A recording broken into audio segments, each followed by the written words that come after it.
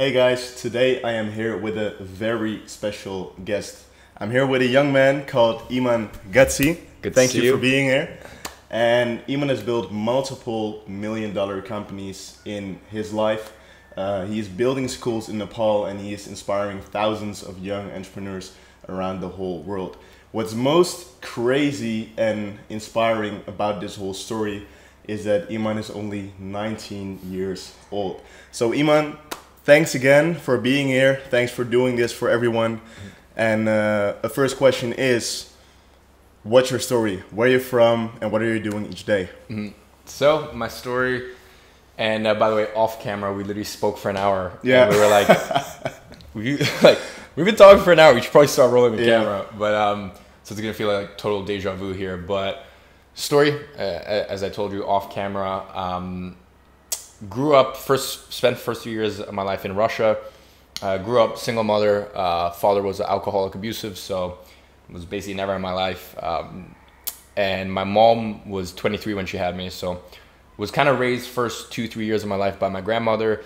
And at the age of 3, we moved to London. And my mom met my stepdad, and my stepdad was a very wealthy businessman, so it was like this dream-like story. Like, I literally came from a part of Russia where it was like 9 black and white channels, no toilet. It's like the little like Turkish bathrooms. So at my grandma's house, you like go out, you turn right, you walk like maybe like 20 meters, like past the chickens and like the cows, and then you just go out and you do your business. So I went from that to having 999 color channels. Damn. And like a nice toilet, actually like 3 toilets in the house. Yeah. So it was meant to be like this fairy tale ending, because as I said, like this little Russian village boy moving to London. Fortunately, it didn't quite turn out like that. Yeah. and as I said to you, like, you know, really by the age of 10, 11, 12, like I knew and it weighed on me very, very heavily that like I was going to have to be the man of the house. Otherwise, me and my mom were just fucked. Yeah. And that's exactly how it turned out. Like exactly, you know, it's crazy how far into the future I saw at that age. And I think you and I share very similar backgrounds 100%. Where, you know, we had this worldview from such a young age where it just like, it seemed so clear to us. And I think, you know, certain things happen to you when you're younger. They've just forced you to grow up. So that's a little bit about my background. So from the age of 14, I think it was when I really started taking things seriously. I was like, okay, you know that you're gonna have to be the man of the house. Now let's do something about it. So first place I looked to was books. And, you know, 2014, 2015, 2016, 2017, for 4 years, I read a book a week. Any given Sunday, you would find me in London. If you ever go to London, there's a place called Brixton Bookmongers. It's the big one, right? No. So there's, for example, like there'd be a place like Waterstones. So Waterstones is like a big chain, and you'd get a book for £9, £12, £15. And then that was quite expensive for me.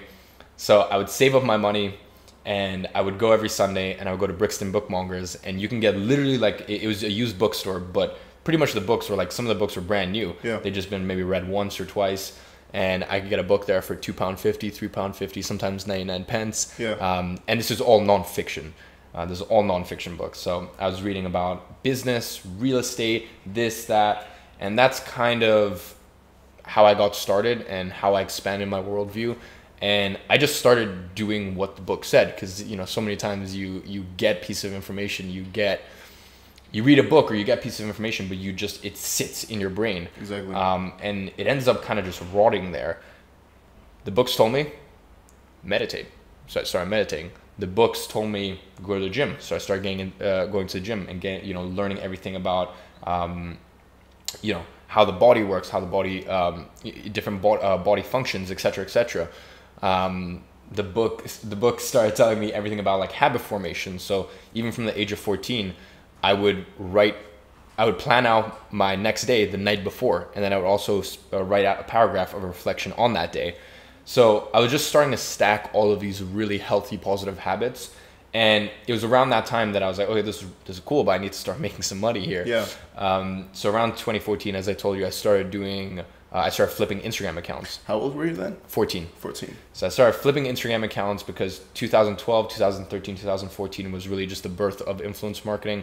As I said, that's how companies like Movement ended up selling for, 100, exiting for 100 million. Plus I think they got another 100 million in stock options, if I'm correct. But anyways, the point is, really what is just a glorified dropshipping business, ends up selling for 100 million, is because of just the insane reach that they got through influencer marketing. So what I started to do was I started learning how to grow Instagram accounts, and I started growing Instagram accounts. I would buy an account and I would flip it to a luxury niche, because I said then I could sell watch promotions, I could sell case promotions, I could sell sunglass promotions, and I'd make some money from that, and then I'd then sell it on. So did that, made some good money, but it just got so saturated. It was ridiculous.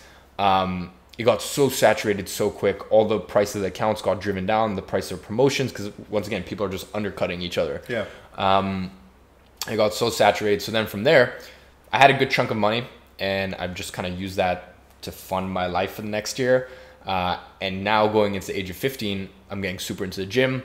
I'm getting, I would basically reach out to people online and ask them to send me the PDF version. This would be like 150, 200 pages of level 3 qualification, which is what you need to become a full-time personal trainer. Yeah. Obviously I was 15, so I couldn't become like a qualified personal trainer, but at least I can learn all the biomechanics, just everything that comes with being, learn the difference between your thoracic, your cervical, your lumbar, different points in your spine. So I started learning that, and then I was like, okay, cool, but I need to sell this thing. So I started pitching all my friends' parents around the dinner table. Whenever I was at my friends' parents' house, I would sell them all like 3-month packages. Like, let me train you. I'll do your nutrition. I'll set up your macros, etc., etc. And I did that for a year. And then I needed something a little more high leverage. So I started learning photography, videography. And from photography, videography, that is kind of how my agency was born, because I had these one-off freelance things until I got to a point where people were asking me, so can you do this for us monthly? Like, can you handle the entire thing? Not only the content creation, but not only the curation, the content editing, but the distribution of it and the growth of our social platforms. And, I'm leaving a lot out here, but that's kind of how I started my agency. And my first ever retainer client was 2016, August of 2016. And at the time, I didn't know what a retainer meant. I didn't know what, this new kind of industry that was born, SMA. I didn't know what that, I just saw it as I'm doing a service, which is what it is. Yeah. You are doing a service for a person or a company in return for a monthly fee. Yeah. That was all it was to me. And, once I got that first client, I was like, okay, why don't I actually actively reach out to clients to try to get them? And I did that for 6 months, and eventually I ended up getting my first sort of high ticket client, a company called Athlete, now rebranded to Genflow.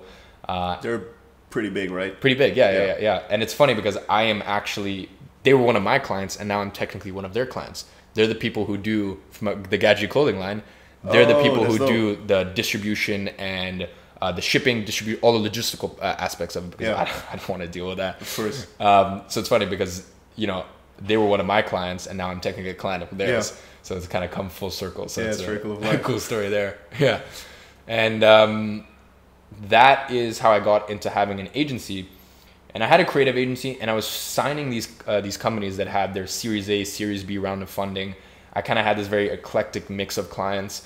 And it was awesome. I would have retainers that were £2,500 a month, £1,800 a month. Just as a fee, right? So they would just pay, just profit, right? Yeah. I mean, because there was I was creating the content, I was editing it. At a certain point, I got someone to start writing the captions, and doing the distribution, but that cost me £300 a month, from a 3K retainer. So, my margins were just ridiculous, and at a stage, I scaled up my agency very, very quickly, and at the time, it was a creative agency. Really, now looking back at it. And I got to a point where I was making, 10, 15,000 pounds very, very quickly in the space of literally 2-3 months from signing Athlete, which was really, to me, when I took having an agency seriously. I was like, okay, I have an agency. Before I was just like, oh, I'm just a photo video guy who happens to have someone who I do this for monthly. But at that point when I signed Athlete, I was like, okay, I actually have an agency. Did you also realize all right, right now, I am making steady money. This is not normal standards? I don't know. Obviously the biggest difference in your life quality is once you get from you know, wherever you are now to 10, 15,000 a month. Like once you start making 10, 15,000 a month, like your world just totally opens up to you. Yeah. As you start getting into the higher figures, past 6 figures a month, multiple 6 figures a month, like your life doesn't really change that much. Yeah, exactly.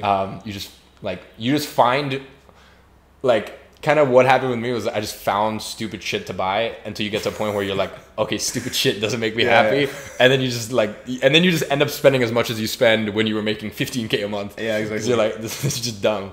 But yeah, back to sort of like my agency timeline.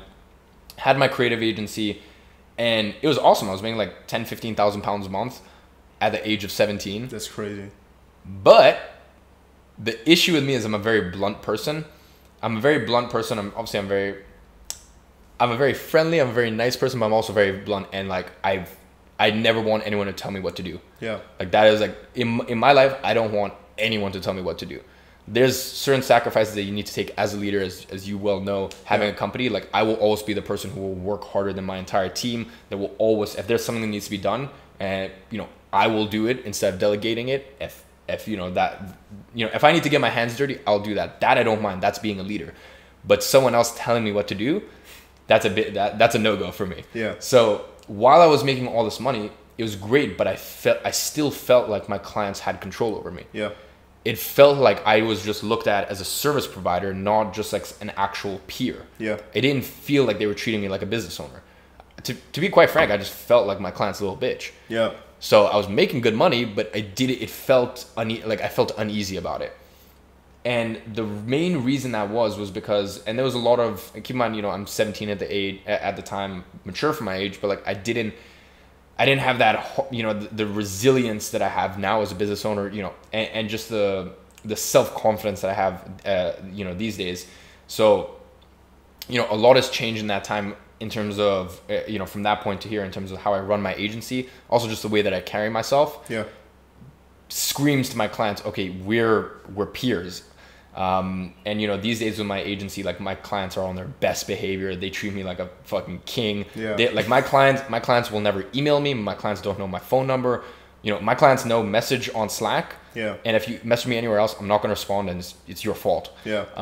So, you know, long story short, I had a creative agency, but I knew that I needed to do something different. Because another big issue that was coming up was clients were like, this is awesome, but what's the return on investment? Yeah. I'm like, I have no fucking idea. Like what's the return on investment of your billboard ads? Like what's the return on investment of the 20K you spent to get in Vogue? Like one of my dental clients, that actually happened. Like she spent 20K to get on Vogue. There was no tangible ROI. Of course. So I'm like, well, what's the ROI of all this stuff? Yet you're not questioning any of these people. So that sat really uneasy with me. So I knew that I needed to start learning paid traffic. So I pivoted, and it took me probably 9 months to get it right. I pivoted from having a creative agency. So within the space of 9 months, I had only a creative agency to only advertising agency. So only serving clients with Facebook ads. Yeah. And at the time we were only doing Facebook ads. Now we do Google and Facebook. So that's kind of how my advertising agency got born. And from there, we just niche down, refine down just the info product and e-commerce clients. Yeah. And then from there, I've just removed every single quarter, I just aggressively remove as much complexity as possible from my agency, to the point where now it's, you know, now with my agency, I'm routinely making $60, $70, $80, $90,000 a month profit. Yeah. Like July was my first ever $100,000 a month profit. Insane. Cash collected from my agency. And just to be entirely honest, like I worked 3-4 hours a week on my agency. Yeah. You know, not to say that you're going to make that amount of money working 3 or 4 hours. It took me years and years of building systems. And like, that's the other thing, is like, I will look at other people working, just repetitively doing the same thing for, let's say, 100 hours. Whereas with me, like, I'd rather spend 200 hours, but in that 200 hour build a system, so that way I can remove myself from it. Yeah. And I, you know, that way, like, that's how I've got my agency as streamlined as it is at this point, is just looking at every facet of the agency and just being honest with myself as to, and by the way, I'm sorry, I'm totally rambling here, but just being very honest with myself as to what the drawbacks are with having an agency. Yeah. Like, it feels like a lot of people get into the agency space and they just accept the drawbacks. Like, most people accept the fact that your clients are going to be annoying. You're gonna have to deal with communication and this stuff. And I was just like, no, how can I try to, how can I almost just try to productize what is a service? Because at the end of the day, I'm in a service-based business, having an agency, but how can I make it as much of a product as possible? And you also translate that in your education business, right? So your students that you teach how to start a service business, or how do I call it? Like an agency, an right? agency. It's an agency. I mean, there's people in there that, in Grow Your Agency, we've got people who have advertising agencies, we have people who have creative agencies, we have people who have copywriting agencies, email marketing agencies. The point is that you have an agency. And you teach all of that. And what I teach, in terms of the actual service delivery aspect of it, we teach paid traffic, because that is what we do, and that's what we do, best. Yeah. So I can go out there and, while I've written emails in the past, like I've written emails to my list that have made 50,000, 100,000. So I know copywriting. We actually do teach copywriting, but that's specifically for the Facebook ads. Yeah. So my point is, like, yes, I'm a very good copywriter, but we don't teach how to have an email marketing agency. Yeah, of course. So in terms of, if we look at having an agency, there's lead generation, there's sales, there's operations, communication, there's team building and actually having a team. There's these different facets of it. I can teach any agency owner everything except for service delivery. Yeah. So I can teach anyone that's wanting to start an advertising agency how to, run ads for their clients better than anyone else. And I go into incredible detail on that. But if someone has an email marketing agency, I can't teach them how to do email marketing, but I can teach them how to just be, in the top 0.1% in terms of agency owners, in terms of the way that you run your agency, the way you hold yourself as an agency owner, your sales, as I said, the way that you look at your company's cash flow, in terms of just having tight margins, tight operations, incredible service delivery, team building, et cetera, et cetera. Yeah. So when I talk to you and when I see you, I see that you want to do everything as good as possible, and that you really want to optimize for the best. And surprised I don't have any German blood in me. I'm surprised I don't have any German blood in me. Yeah, but so you're Russian, right? All Russian blood, by the way, 100%. All right, that's cool though. Yeah, and where from Khabib's from. Sorry? You know Khabib? Yeah. Really? My biological father is the same bloodline as him. That's dope. So you should maybe do some MMA. People have said that if I ever got into a fight, I would get my ass whooped. Like, I go to gym and stuff, but I've never been trained to fight, so I would get my ass whooped. But I would love to learn Krav Maga or something like that. Yeah, it's dope. It's very nice. You should. Yeah.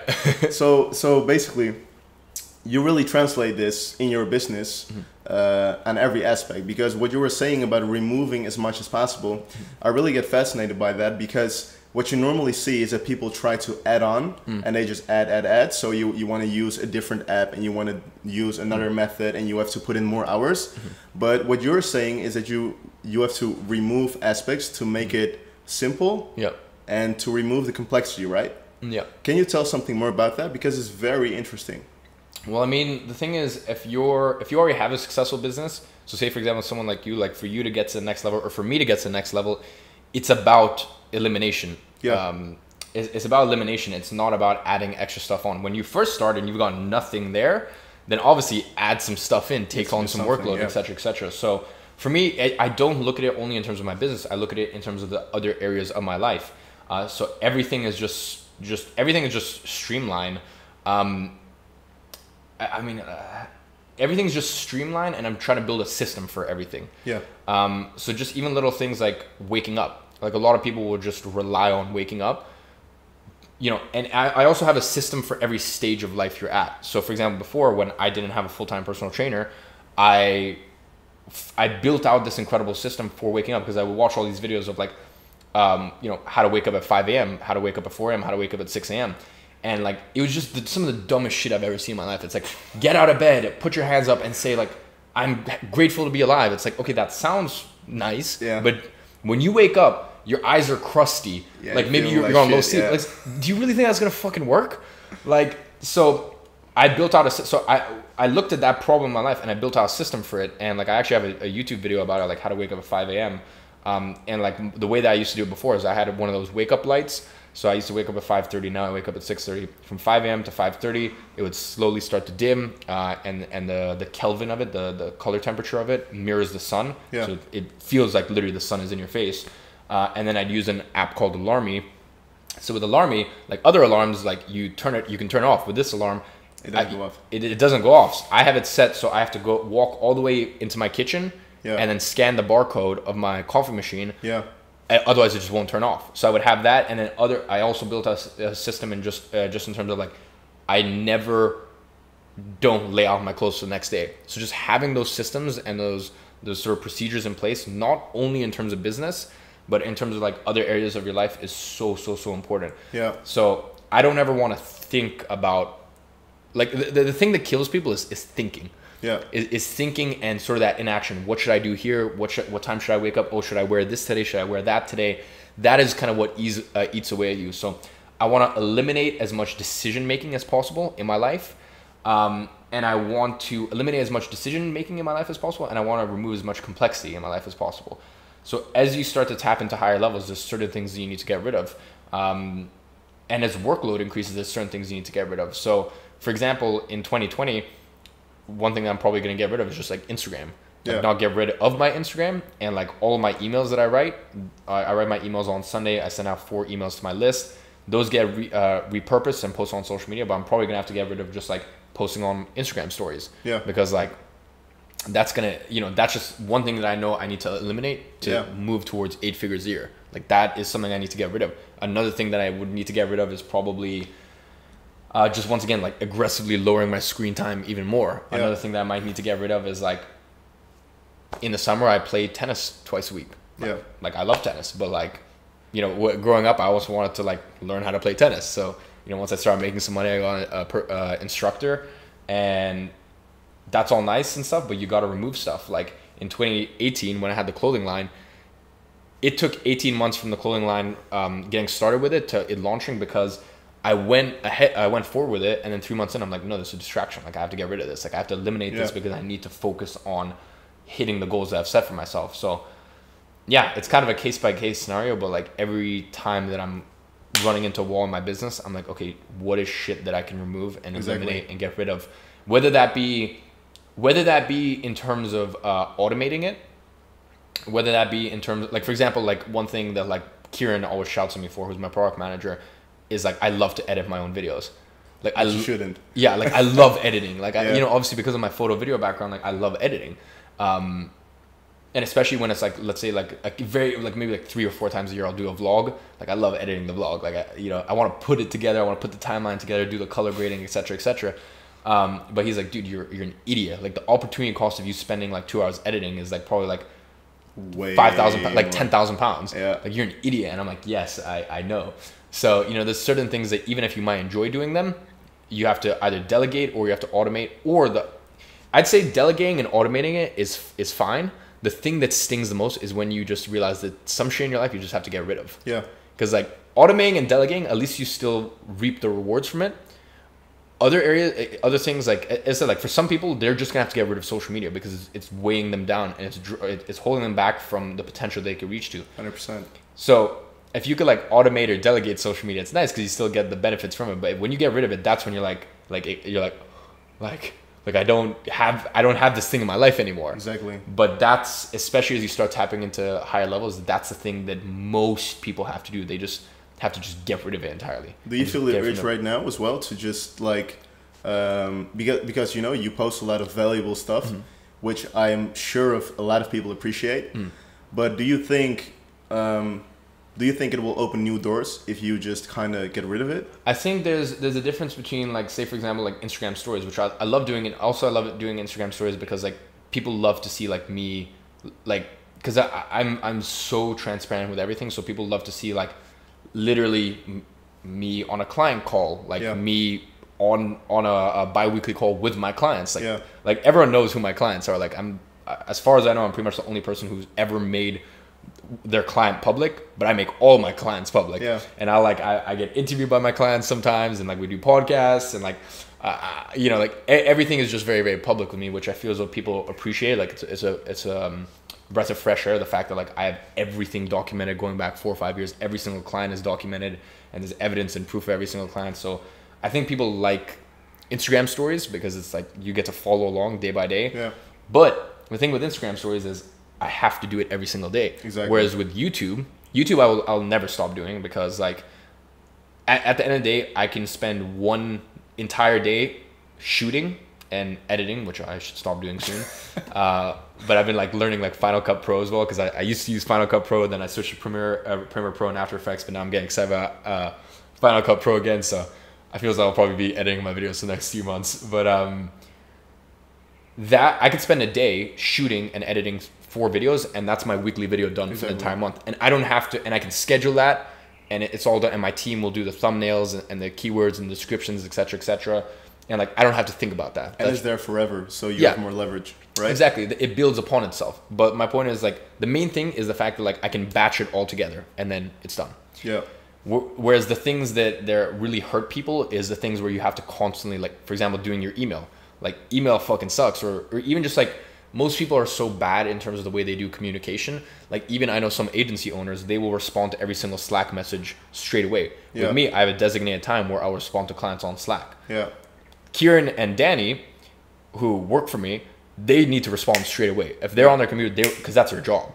My job is to keep my focus as much as possible and drive the company forward. And in order to do that, I need to be thinking in terms of systems. Exactly. Yeah. So, yeah, I think like social media, I'll probably get rid of Instagram, or at least posting on my stories in 2020. But YouTube, I'll still post on Instagram, but it'll be from my from your email, right? From my email list. Yeah. And that's the other thing. Like my emails, I do them on Sunday morning, and then they're distributed over the week. Exactly. So yeah, I don't mind things that I can batch. It's just things that are come up and you have to do every single day in the moment. That's the things those are the main killers. Yeah. Yeah.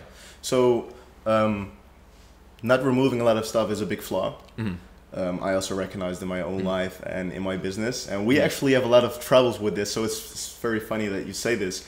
But what are some more flaws that you see? Because you have a lot of people that are learning how to start an agency, and you see it firsthand. Mm-hmm. So what are some like real flaws that are maybe not even easy to fix, but really key to grow as a person and as a business? Is this for people that are starting? Let's start with those people, yes. The main issues that people have when they're starting is mastering themselves. The main issue that people have when they're first starting is definitely mastering themselves, mastering their own self-discipline, habits, etc., etc. And it's just like, it's the unsexy stuff. Like people always wonder like why. Like I get asked sometimes like why you had such a good, profound level of success at such a young age. I'm like, well, you see me at 19 and you see all these accolades, but then I was also, and I told you this off camera, like I was also the kid when I was 15 who was meditating in the school bathroom because it's crazy, man. It's insane. Because I was building my agency or I had a photo video clients, so I had to do that at night, and I was trying to get more photo video clients, and then I also had to go to school. So I was meditating in my school bathrooms for 30 minutes every lunch break.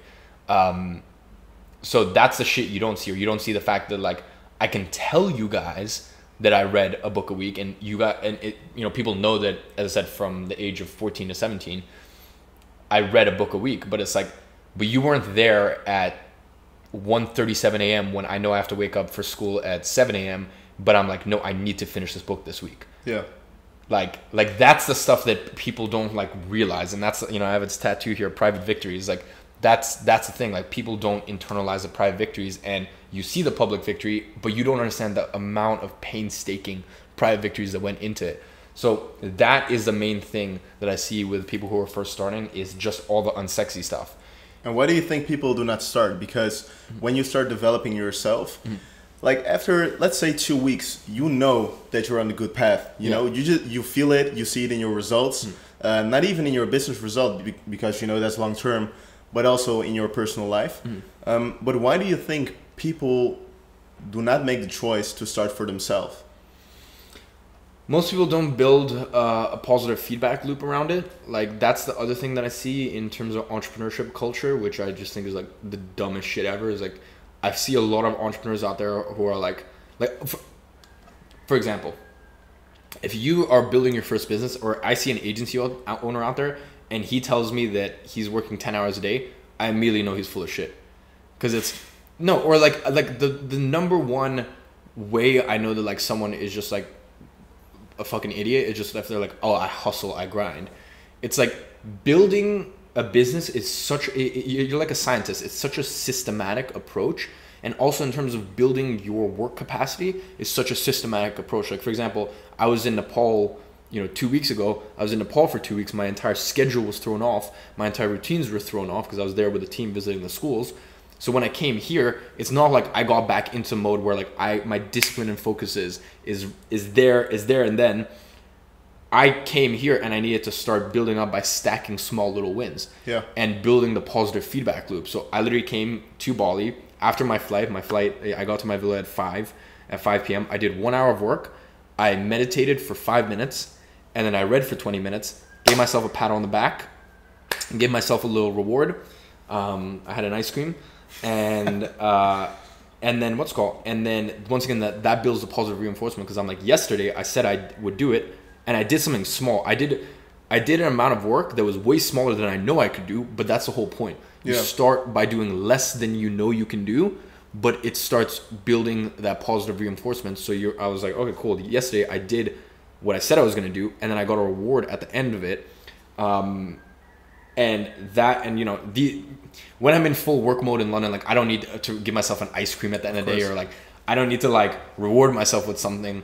The reward for me is just the momentum that I'm building. Yeah. But when you're out of routine and you get back into it, or you're trying to build discipline and routine, you need to literally give yourself a pat on the back and find a way to reward yourself. So even with the Grow Agency community, with my students and whatnot, I tell people, when you first start, you should not be doing more than 4 hours of work a day.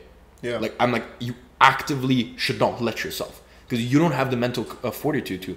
The way that I see it is, that would be like, if you've never been to the gym before and you go into the gym, and the way that I see the entrepreneurial space is, most people are like, yeah, you gotta hustle, grind, work 12, 14-hour days. And I'm like, that is like telling someone who is super scrawny, has never been to the gym, go to the gym for the first time and start by deadlifting 250 kilos. Exactly. It's like, no, you start off by deadlifting 60 kilos with good form. Yeah. And then you progressively overload from there. In the same way, the same way that you progressively overload when you're in the gym, you have to progressively overload in terms of how much work you're doing. You're focusing on the form first? Yeah, exactly. Systems. You're focusing on the form first, making sure that you're working less, but when you work, your phone is on airplane mode in the other room. You have no distractions. You have notifications turned off on your computer. You're listening to, I recommend Brain FM, or you can use Brain FM, really? Yeah. That's my jam, man. Dude. That's really my jam. Oh. God damn. It's all right. I'm not wet. You want to keep rolling? Yeah, man. It's okay. It's okay. It's easy, man. All right. Let me put that one there. So, obviously, Brain FM makes us pretty excited. Yeah, But as I was saying, like, most people, just the main thing is, like, most people sit down and they just don't do their work properly. As I said, they don't have things in place to make sure there's no distractions, and they're optimizing as much as possible. Like, even just little things, like in the first work block of my day, just to kind of kick things into motion, I burn incense sticks. Yeah. Incense sticks forces you to focus on your breath. Focus on your breath makes you present. Being present helps you focus. So just little things like that. All in all, we all like to think that we're good with multitasking, or we all like to think that, okay, we can have so much stuff on our plate. But to me, until you can prove that you can have X amount on your plate and you can do it incredibly well, then don't try to take more shit on. Exactly. Yeah. So how do you internalize this? Because there are a lot of processes in making systems for yourself so you can win. And that also takes, brain effort. You have to think about it, you have to internalize it. But do you take like a moment a week where you really set everything in perspective and think about all of this stuff in order to make good decisions? I think the best time to do it is when you're on planes. True. I really noticed that, 100%. I think the worst thing to have ever happened to sort of public aviation is Wi-Fi on planes. Yeah. Like, I just don't understand why people connect to Wi-Fi on planes. It's like, this is literally your time to unplug. Yeah. So plane journeys, I think, are amazing. Like, plane journeys are amazing. Pen, paper, and just start jotting down ideas. Start looking at areas of your life. I will always use a pen and paper, or sometimes even just my computer if I'm doing long typed out sort of diary entry to myself, and I'll look at areas of my life and be like, what can I cut out? What do I need to cut out? What do I need to streamline? And that's really my time to internalize things. And what do you do like in the morning or like when you were just starting out? Because now obviously you're taking more flights. But back in the days when you were making those systems, like what do you do? Back in the day, really it was like that was kind of what my Sundays were for. My Sundays were for reading, looking at where I'm at and how I need to maybe reposition some of my attention and whatnot, and just kind of disconnecting. Yeah. But that's the main thing. Like you can't reassess where you are right now and make changes unless you can disconnect, unless you can put your phone on airplane mode, throw it at the other side of your room and spend 3, 4, 5 hours kind of just to yourself. Best thing you can do, leave the house, no phone, just walk. Really? Yeah, best thing you can do. But bring a pen and paper with you, because I used to do this all the time. That used to be my Sunday ritual, was walking. No phone, walk, take pen and paper with you. As you start thinking and good ideas come up, you don't want to lose those ideas, so you can literally just stop and just kind of jot the notes down in your notepad and then just keep walking. Smart. Yeah, because most people are just going to walk and they're going to listen to music and think that they're going to like have some great epiphany, but no, you need silence, you need stillness, you need calm in order to have those sort of game-changing epiphanies, or those, you know, those real shifts in terms of your worldview. Yeah.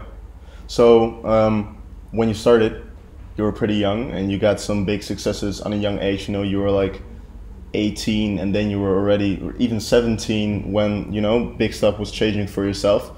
How did you handle ego in these days? Because, you know, young guy making a lot of money, I can imagine it brings some challenges as well. And how did you handle that? I think it's tough. Like it's tough, and it's something I struggle with to this day. For me, I don't think ego is so much a part of it. Any ego that I have, actually, then again, we all have ego.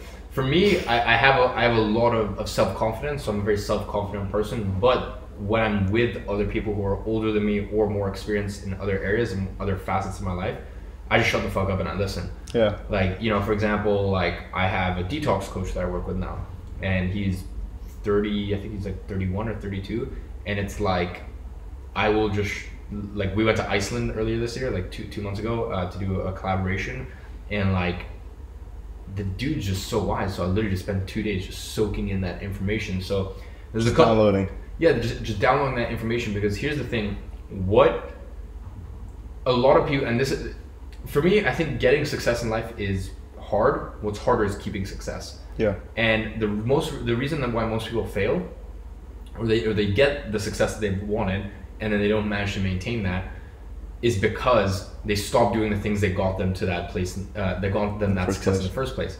Things like just knowing when to shut the fuck up and listen to people who are smarter than you. Yeah. Like, you know, maintaining your discipline, maintaining your routines. Like, just because you're successful doesn't mean you can't stop doing the things that got you to that place in the first place. So there's number one, that. Number two, there's the fact that like I very just deeply internalize the fact that like what makes me better than another person. And like, for example, Josh, my detox coach, if you put me in a room next to Josh, probably the person who most people will be drawn to is Josh. Yeah. Even though technically, you know, on paper, I'm a multi-millionaire, super successful, very, in our industry, which is quite small, very large social media following, 100%. All these accolades, like I have all these connections in all these different industries, ridiculous social circles, social life. Yet, if you put me and Josh in the same room, if you take away everything, who is probably more of a interesting character or a person that most people are drawn to energetically? Josh. You know, he's 10, 12 years older. He's 10, 12 years older. He's got just this open heart. He just has like, and you know, because when you're in business, because I'm thinking in systems all the time, my life is basically just building systems, stress testing them. A lot of time I'm very in my head. I'm naturally introverted sort of person. So for me, it's just internalizing the fact that like, look, if you base your ego off of the externals, like all the shit in my life could get taken away from me tomorrow. Exactly. You know, I'm gonna do everything in my power to make sure that I am very, very smart and very disciplined in terms of, you know, I'm gonna make sure that I'm looking at my P&L every single day, making sure that, you know, there's nothing that I'm basically, I'm gonna make sure that I'm building a moat around me and my business, so that I'm untouchable. But at the end of the day, like anything can happen. Anything can happen. So knowing that and knowing how many people have gotten success and then had it taken away from them,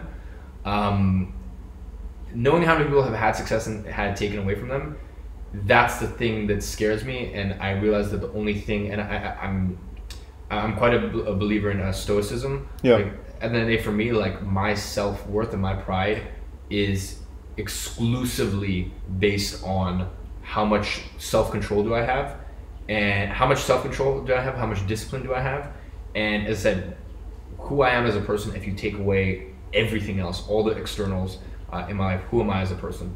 Exactly. So number one, there's that, and number two, there's this fact that like I've just met so many fucking douchey people in my life. Yeah. You know, like that's why I don't really hang out with like you won't really see me ever network with entrepreneurs, or like I don't go to any events. Yeah. Like, I don't go to like marketing events and business events, and like I don't really hang out with other entrepreneurs in my space, because like, you know, like I don't like the whole who has a bigger dick competition. Yeah, exactly. You know what I mean? Like I just want to meet genuine people, and when I see people who have a huge ego, like it's just you know, like it's a reminder to me to be like, okay, no, like calm down, chill out, and yeah, just also the other thing is like, for me the main thing just comes back down to the fact that like I don't think having external success makes me any better person, because like at the end of the day, you can meet someone, yes, technically you might have more social proof than them, more money than them, etc., but like in secret, like behind closed doors, they could be way fucking happier than you. And exactly. I would much rather, I have way more respect for that person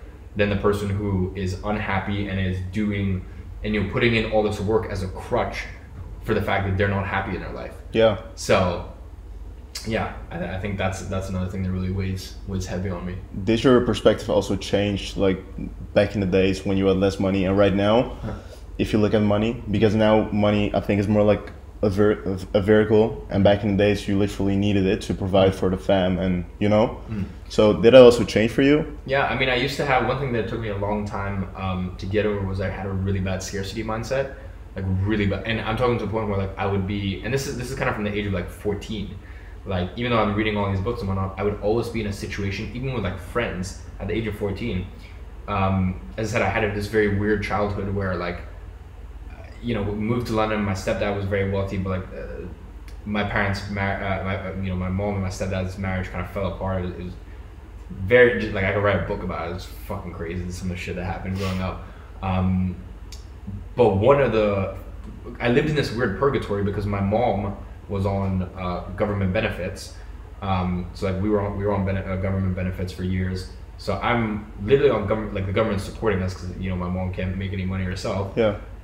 Yet I'm going to private school. Yeah. So it's kind of weird. I lived in this very weird purgatory, and that also kind of helped my ego thing, because I saw so many of my friends' parents who were ridiculously wealthy. And we went to a restaurant and they would be rude to the waiter, and I'm just like, that's not what success is. Exactly. That is not what success is to me. So, and so many of them were just unhappy. And I'm just like, okay, cool, you have all this shit, but you're just fucking unhappy. Like yeah. That in my person, that makes you a failed human. You got a very, very broad perspective early on, because you kind of saw both sides. Both sides of the spectrum. I'm like, I saw my friends' parents who were ultra wealthy and unhappy, and then I saw my mom who was dirt poor and unhappy. So I'm like, they're the same thing. Yeah. It doesn't change. Yeah. So yeah, you know, that definitely weighed on me, but I was very lucky to kind of grown up in that situation where I had both perspectives. But you're right, like growing up, my relationship with money was more of a need, like an actual need. Yeah. These days it's a lot different. And yeah, I do look at it a lot differently, my financial situation. Yeah. And if you look at, if you go back in the days to when you were just starting, because, you know, you gathered a lot of information, but putting that information to action, that's a whole nother story, you know.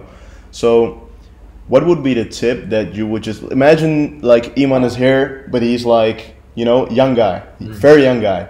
What would be the tip that you would give him specifically for you? And you can take a moment to think about it, because this is like a hard one. The thing is, I look back and I'm actually very, very happy with the way that I did things. I get that. So like, I would say, which is what I did, just try everything. Yeah. And like push. I mentioned this in a YouTube video recently. Like push the extremes. Yeah. Like, because you're right. One thing that I've always believed is you have to go through a paradigm to understand it. So like, I knew from the beginning, like literally from the age of 10, 11, 12, money won't make you happy. Yeah. But it's like, you don't really know that until you get exactly a lot of money. It's like it's so funny. Like I'll get people being like, "Oh, but like that's cool. You have all this money or whatever." Like, but like money doesn't make you happy. I'm like, you have reached the highest level of spiritual enlightenment because that is the most pure and true statement.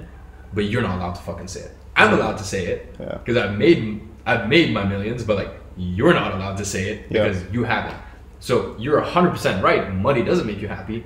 But you can't say that until you've been through the paradigm. Exactly. So I knew it, but you can't really internalize it until you go through that paradigm. So that was something that I kind of had to go through growing up. But back to your question, if I could give myself a piece of advice, it would be to do exactly what I did, which is just try everything. Yeah. Because I said you have to go through a paradigm to understand. Like I have done, like I've been a digital nomad. And traveled, like I think in 2018, I traveled like, I went on like 17 different trips. Crazy. In like 12 months. So like I did a bunch of traveling and I realized like, okay, I don't like that. And then I also went like deep focus mode, like didn't leave London for 6 months, like barely left my house, like just totally just this monastic focus on work. And like that was a little bit more like me. Yeah. But still I didn't 100% nail it. So my point is like, I think you should stretch the extremes of every single area of your life. And just, the thing is, if you're young, which obviously I am, like go to Argentina, like go to Buenos Aires and like learn how to like tango for 2 years because you fucking can. Like someone who I look at and I'm like, you did things so right was Tim Ferriss. He's crazy. Because it's like the dude literally went to like I don't remember the exact details, but I remember him like going to Argentina for like 6 months to learn salsa or tango or something like that. And it's like, and then he did that, and then he's been to like, other times in his life he's done this thing and like mastered all these areas of his life. Because when you're young, you can afford to do that. If someone's watching this and they're 40 and they're broke, no, just focus on business. Like get your fucking life together. Yeah. Focus on that. But if you're young, test as I said, push the boundaries, and test, push the extremes. Because the thing is, now I'm in a really cool position in my life where if I see someone who's super rich, I'm like, that's cool, but I know that doesn't tell me the full picture. Or if I see someone who's a digital nomad and this and that, like I'm like, cool, been there, done that. I know what that's like, but like I know the way that I want to configure my life. Or if I see someone in the club, with literally like 20 of the most attractive girls you ever seen, I'm like, cool, been there, done that, but I know that's not how I want to live my life. Yeah. I want to have parts of the club experience. I want to have parts of the digital nomad experience, but when you have just such a broad range of experience, then you're just like, a lot of people feel very uneasy with their life. A lot of people feel as though they look at other stuff either on social media or whatever, and they're like, maybe I want that life.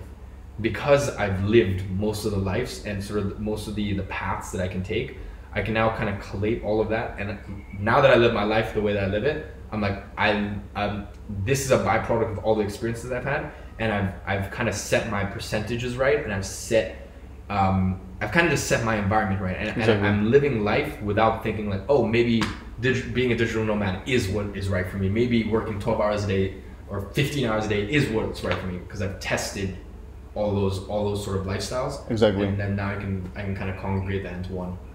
It's smart, because otherwise you actually just don't know what is best for you. Yeah.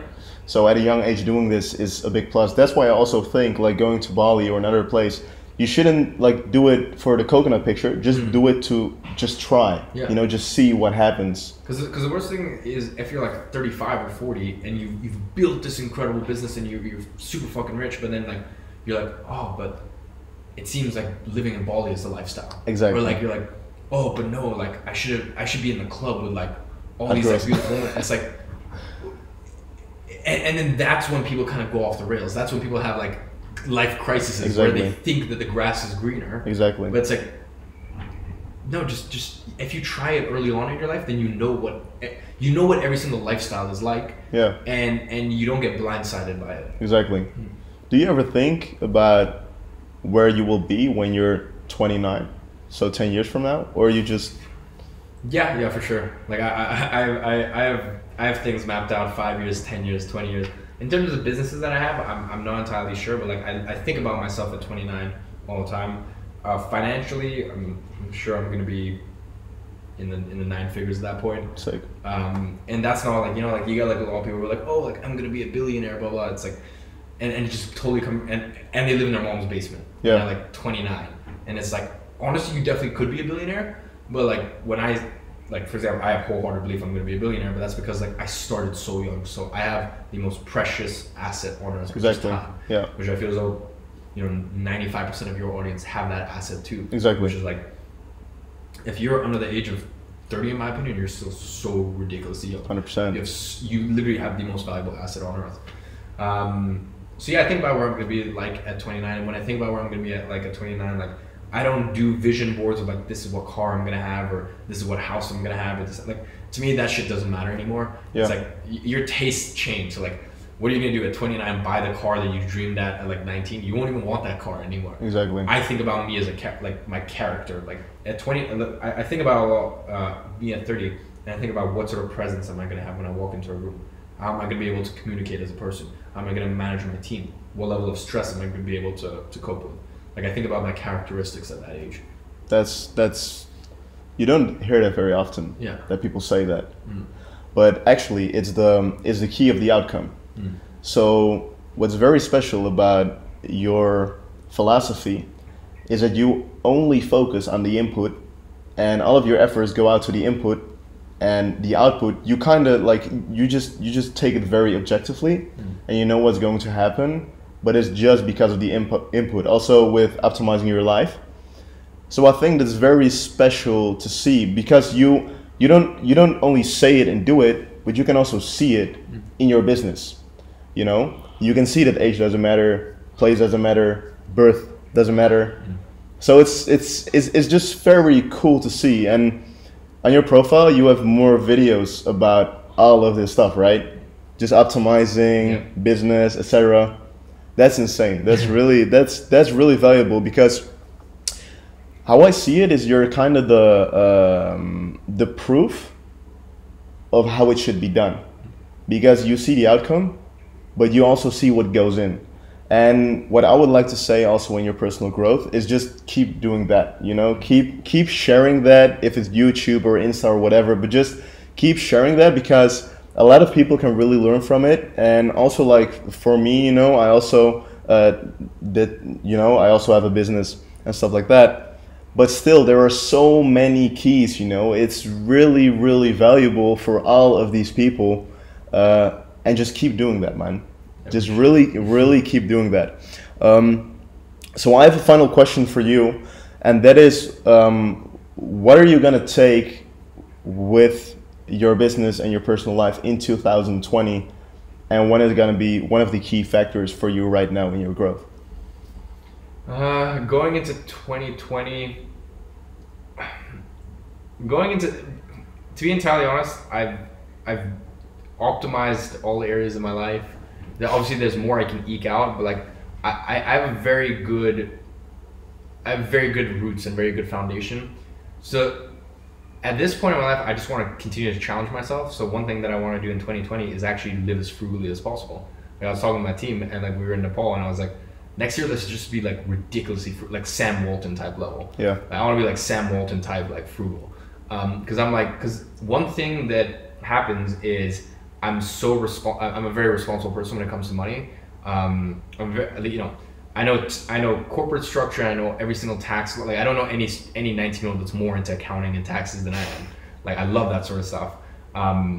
So I'm very, very responsible with my money. But one thing that I feel as though makes you weak as an entrepreneur is if you let your lifestyle affect you. Yeah. So like even just little things like, you know, at this point in my life, I kind of only really fly business or first class. Depends on where I'm going.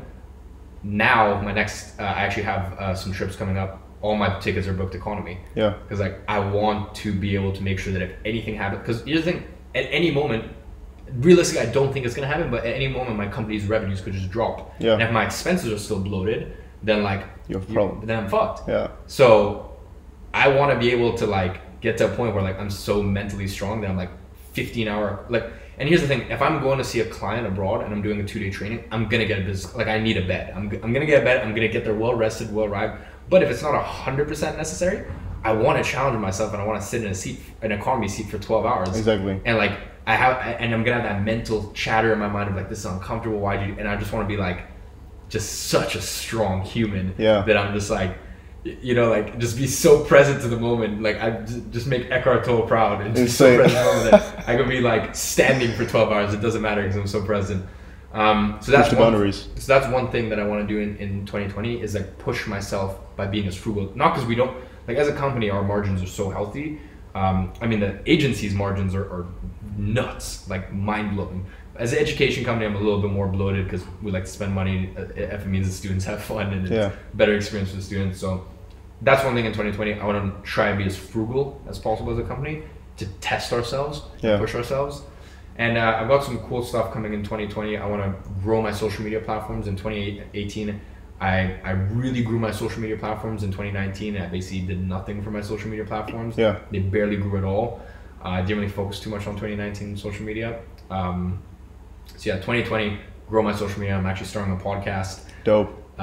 So Kieran, who's my product manager, him and I are gonna have a podcast because I spend most of my time in a room building systems. I'm actually not very good on camera. Yeah. I usually like repeat the same thing like 12 times, as you can probably tell.